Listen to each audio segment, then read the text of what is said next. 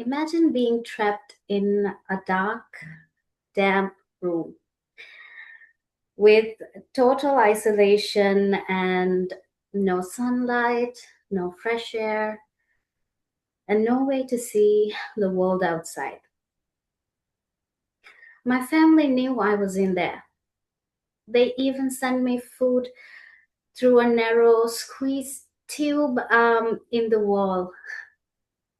In that silence, I became exquisitely aware of one thing: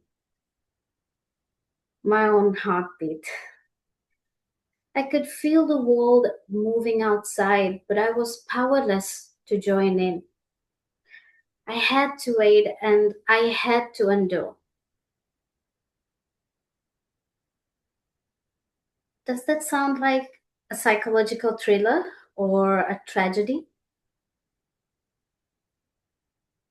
Actually, it lasted exactly 9 months, and you were there too. Fellow Toastmasters, that dark, damp room was my mother's womb. That was the very beginning of my struggle, the literal fight to exist, to grow, and to be born. It is fascinating how we humans describe our hardship. We're masters of the inner Oscar, right? We take natural processes and turn them into cinematic tragedies. Imagine if the bread in your toaster had a voice. It would scream, "The humans!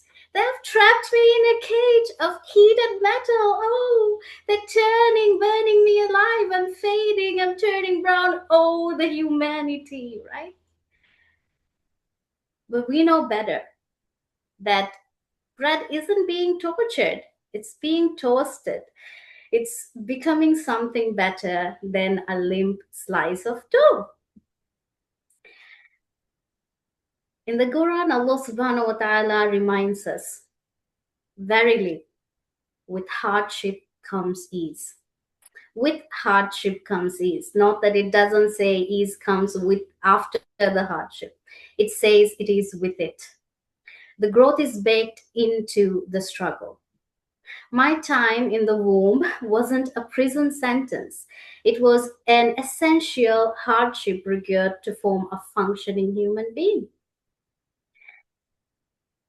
Now, knowing that growth is inevitable, how do we move through the 9 months of heartache without letting it break us? Is patience enough, or can we be a little proactive? For me, the answer appeared on a blank canvas. When my world felt chaotic, when my parents would argue, or when loneliness felt like a heavy blanket, I didn't just sit in the dark. I picked up a brush. When I felt like the doors were closing, I would splash colors aggressively onto the canvas. I wasn't painting just a picture, I was painting a way out. I want to show you a picture, and I want you to stare at this picture for a moment. Imagine that this is an entire universe, right? And if you could place yourself anywhere in this universe, where would you place yourself? Maybe can one of you share where you would place yourself and why?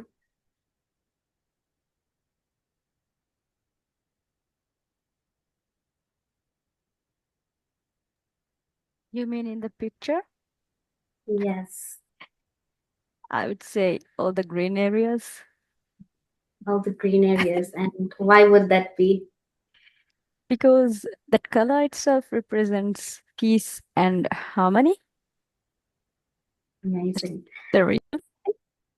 That's amazing. Thank you for sharing. And others, you can also write down um, what where you would place yourself and why, and we will read through them after because I don't have a lot of time. So when I created this, it was a mess. It represented the chaos in my head. But after I finished, I looked at that an empty space in the left hand corner. If you can see, I don't know. I see a huge empty space. And in that mess, I found a spot that felt safe. It gave me that room to breathe, and it just let me just be.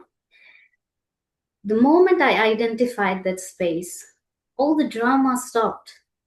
I wasn't a victim of a psychological thriller anymore.